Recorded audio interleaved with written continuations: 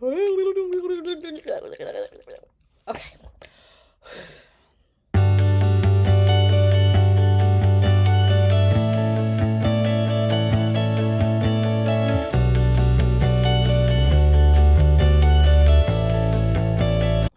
Hey guys, welcome to my channel. Thank you so much for being here. So, I wanted to start off today by talking about 5 tips for brand new gardeners. So, a little backstory on me. So, I am approaching my 2-year mark with gardening and made my fair share of mistakes. I have done some things right, done some things wrong, some things that I wish I would have known before I got started. And that is what I want to share with you today. I Me as a person, once I commit, I go all in. I get super excited. I put all my energy into it. And gardening was no different. When I started gardening, I committed. I jumped all the way in the rabbit hole, okay? And here are some things to help you when if you jump into gardening, I would just to help your process and help your journey just have a little smoother of a start than what I did. Okay. So my first step or first tip is start small. Start small. You don't need to plant every vegetable that you and your family eat. You don't need to. Every fruit, every vegetable, you will go to the stores and you will see a grocery store. You will see everything that you eat, have eaten, thought about eating. It's all at the stores. Home Depot, Lowe's, English Gardens, local nurseries. If you go on the websites and oh my goodness, you see everything. And then you get excited. Well, I get excited. And you're like, oh, I like broccoli. I like green beans. I like spinach. I like lettuce. I like strawberries, grapes, tomatoes, potatoes. I like everything. I like it all. You don't need to buy it all. You don't need to buy it all, okay? Start small. When I first started, I said I wanted to grow tomatoes and potatoes. I have really good intentions, you guys. Really good intentions. So I went to the store and got what I needed for tomatoes and potatoes. Okay. But then I would go back to the store because I needed fertilizer. And then I would go get the fertilizer. And then I would also see, oh, look at the peppers. Oh, look at the green beans. Look at the cucumbers. Okay. So somehow we had a lot of different things. Another reason why you start small in the springtime, everything is cute and manageable, right? Everything is cute, manageable. It's fun. Okay. Mid July, when everything is overgrown, those tomatoes aren't cute little tomato starts anymore, but they are taller than me. Um, the cucumbers are vining throughout the garden, climbing onto your tomato plants and the rods you have staked for okay, okay, so everything gets overgrown. It's not as easy and quick of a process to keep things maintained like in the springtime. The bugs. Okay, the bugs. I love gardening. I don't like bugs at all. There are no kind of bugs that I like. Not one. In summertime, oh, the bugs. You are fighting the fight of protecting your plants from bugs and creatures and other stuff too. But oh, so you have to be out there constantly picking the bugs off of your plants, keeping them away from your plants. Oh, again, doing that with small, cute little plants is okay. No big deal. But when you're picking bugs off of plants that are taller than you and your kids, it takes a little bit more work, a little bit more effort. So if you start small and compact, even when things start to overgrow or get tall and mature and full, it's still manageable. Okay. Step number 2. The gardening season starts now. So we are in early February. And when I tell you people have been planting their garden since last summer for this summer, okay? Seeds go on pre-sale, or some companies sell their seeds in the fall the year before. So, flowers, seeds, people are planning this out. I am people, okay? I too have had a list in my notes notes app on the phone of things I want. Like, okay, next year we're gonna try garlic. Next year, let's do grapes. I really want seeded grapes, guys. That has been a thorn in my side. Finding seeded grapes. Anywho, I have found a site that I will get my seeded grapes from. Okay, but now is the time. You need to know what you need. What are some good companion plants for some of these? How much space are you gonna need? How much corn are you actually gonna plant? Right? How many tomato plants do you want? This is the stuff you need to be thinking about, right? The garden season starts now. The garden season doesn't start in the springtime when the weather starts getting nice. No. The gardening season starts now. The gardening season for 2025 started fall of 2024, okay? That's when people started planting things. I have bought my seeds. I bought my seeds on Black Friday for this upcoming garden season. Black Friday. Okay. So that's how long people are planning for this. There are potatoes are pre-sale right now, like potatoes seed starters. There's just I have my eyes on dahlias this year. Those have been on pre-sale since January 1st. So and things sell out by the springtime. So if you wait till the springtime, if there's a particular flower, if there's a particular fruit or something you want that's not like super common, like you could probably get like lettuce from anywhere, right? But if you want like seeded grapes, or there's a certain type of potato or a certain type of flower you want, get it now. Order it now, okay? So the gardening season starts now. Not in the springtime, not in the summertime. The gardening season starts now. People, again, I am people, have started planting their plants indoors. So that way when that weather does break, they have a pretty good start to the gardening season. You want to take advantage of as much grow time that you have. So start now. Tip number 3. Follow people in the same growing zone as you. Now, follow everybody. Follow everybody because you can get so many ideas from everybody.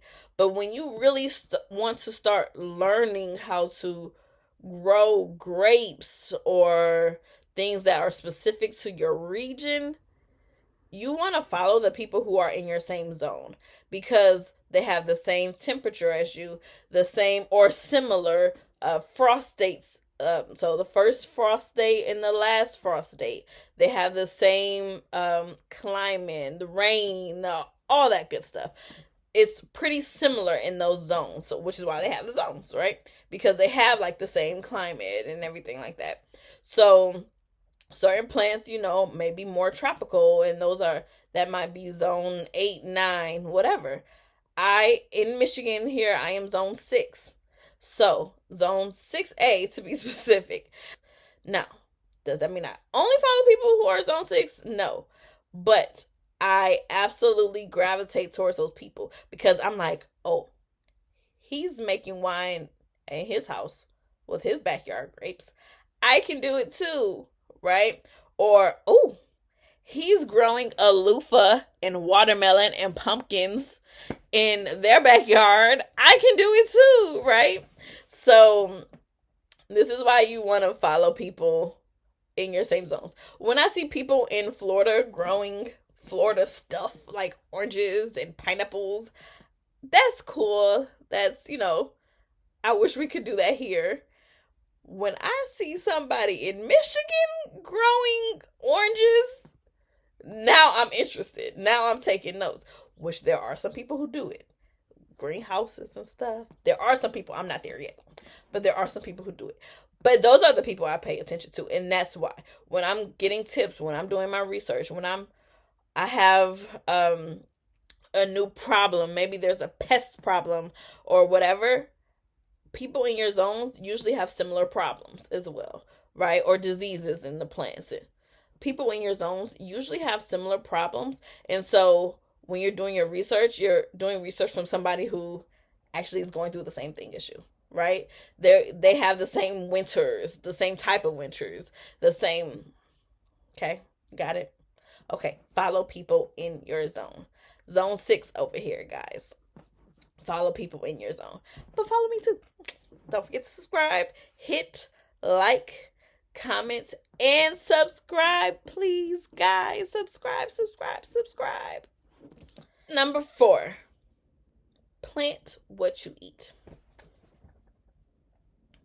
Okay. This goes along with the first tip, start small. But plant what you eat. If you don't eat squash, don't plant squash. If you don't eat tomatoes, don't plant tomatoes. Even if you get tomatoes, even if you see a sale for tomatoes, even if somebody gives you tomatoes,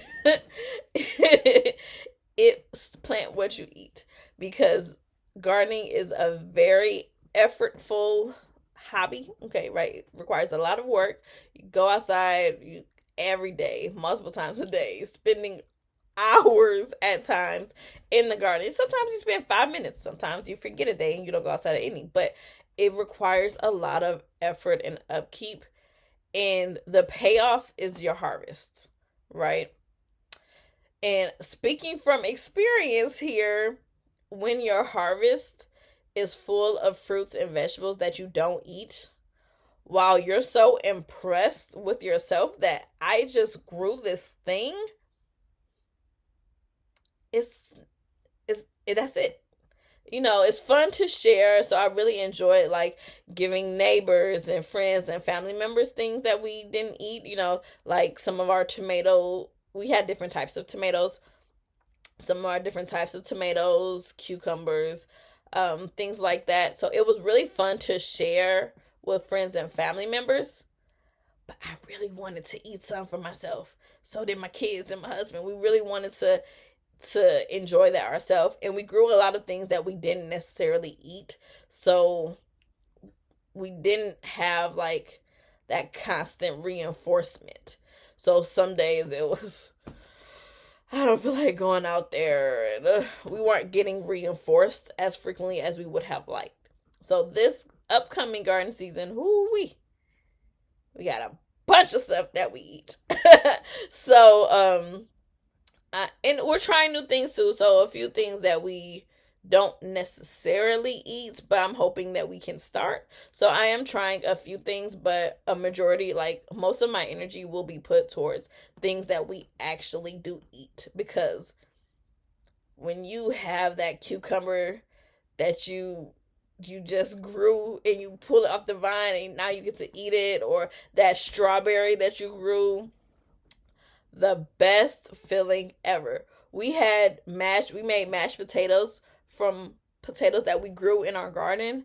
I mean, those were the best potatoes. Okay, the best potatoes we've ever had. They were so good. Not only were they good because they do have fresh organic food. It does have like a different taste, right? Still potatoes, but just like a little fresher taste. But all the work and love and energy you poured into that potato. So it's just, you are just receiving all that love that you poured into the potato back. And it's just, when people say they cooked with love, like, I put my everything into this meal, literally. So like that's the best meal ever. Um so plant what you eat, because that reward at the end of the season is mind blowing. Okay? All right. Last but not least, tip number 5. 5. This can get expensive if you let it. Okay? Gardening can be an expensive hobby. It doesn't have to be an expensive hobby, but it absolutely can be.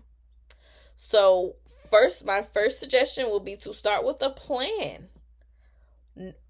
Remember how we talked about plant what you eat and start small? Know exactly how much of something you want, know what you actually want, and stick with it, right? Stick with that. Start small. Seeds are cheaper than buying starts. Starts are cheaper than buying like mature plants. You can go get a tomato plant already producing tomatoes at the store. You usually pay for it. Or you can pay $2 for a pack of seeds and start them at home, right? So your choice, neither one is right or wrong, just your preference, right? So you could put $2 in, and then $2 or $30, $40. It's up to you. Dirt. Dirt can be expensive. And you usually don't think about dirt that much, right? But dirt adds up. First off, to fill a raised garden bed, you need a lot of dirt.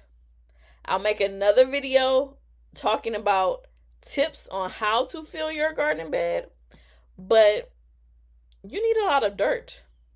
Thankfully, there are a lot of resources. There are a lot of local nurseries who have like free dirt, free compost, even like free wood chips and stuff that you can sometimes get from your city.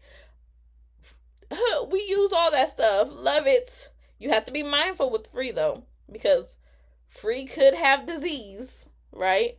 Maybe the city cut down a sick tree, a diseased tree, and now they're giving you the free wood chips from it, right? And you can put that in your garden, right? So be mindful of it. I'm not saying don't do it, just be mindful, right? Free doesn't always mean it's the best, but free works sometimes too. And then they have different types of dirt. What do you want to plant your plants in, right? Do you want to do that organic compost? If you buy that from the store, that's way more expensive. Do you want to make your own, right? Like, these are things that you need to think about in order to just kind of keep this hobby not as expensive. Or you can go crazy and buy all the good stuff, all the fancy stuff, right? Whatever works. The garden beds themselves, that was the biggest shock for me. Not dirt. Dirt didn't shock me. The seeds or the plants didn't shock me. I didn't realize how expensive garden beds were. Why? Like, why is it so expensive? I was not prepared. When I first started gardening, I would go to the different stores and it would be like $100, $150, $200, $300. I'm like, and I need, how many? I need multiple of these garden beds. I can't just get one. I need multiple. Thankfully, shout out to the different YouTubers